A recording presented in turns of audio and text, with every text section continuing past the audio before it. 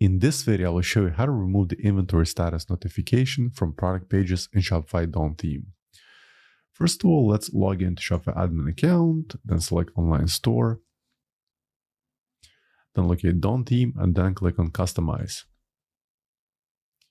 Once the editor loads, at the very top where you see homepage, click on it and then select products, default product.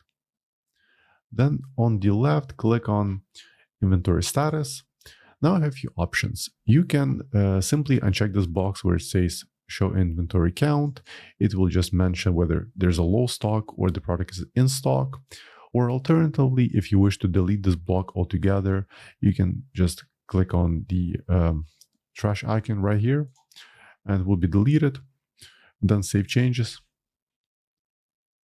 And then let's go back to the website, refresh it. And as you can see, the inventory status no longer displayed on product pages.